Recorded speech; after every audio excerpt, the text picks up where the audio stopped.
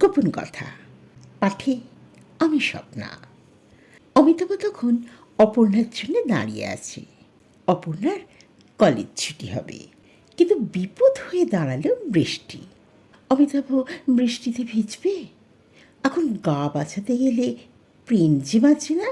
প্রেমের কাছে বৃষ্টি অতি তুচ্ছ। বিপদ আরও একটা আছে, তাহলে চিনি কাকা।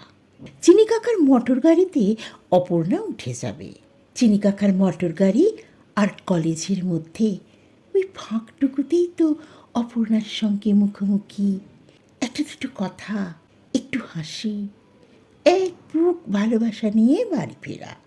তাই বৃষ্টির অজুহাতে গা বাঁচানোটা মোটেই কাজের কথা নয়। আজ অপর্ণার কথা বলার সুযোগটুকুও মিলল না। চিনি কাকা ঘন ঘন হর্ন বাজাচ্ছে। অপর্ণার তড়িঘড়ি এক টুকরো কাগজ হাতে ধরিয়ে দ্রুত চলে গেল।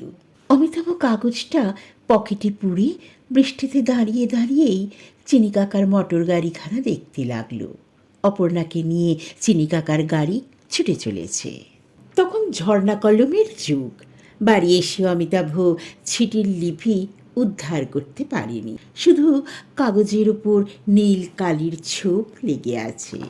এরপর 28 বছর পরের ঘটনা, যেদিন জানা হয়নি চিঠিতে অপর্ণা কী লিখতে চেয়েছিল। সেই ঘটনার 2 মাস পরে অপর্ণার বিয়ে হয়ে যায়। তখন যে ঘটনার কথা বলল, অনেকের কাছে সেটা মেলোড্রামাটিক মনে হতে পারে, কিন্তু বাস্তব তো ড্রামা বোঝে না। যা ঘটার সেটা ঘটিয়েই দেয়।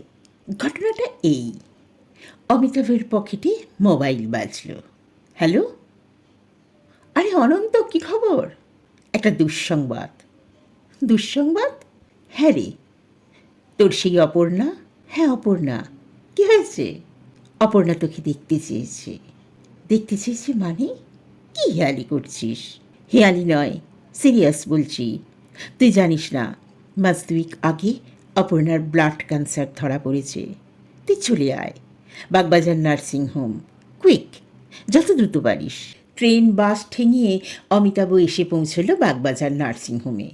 অনন্ত বলল, একটু দেরি করে ফেললি, পেশেন্ট এখন কোমায় চলে গেছে। একটা 25-26 বছরের ছেলে এতক্ষণ অমিতাভকে দেখছিল।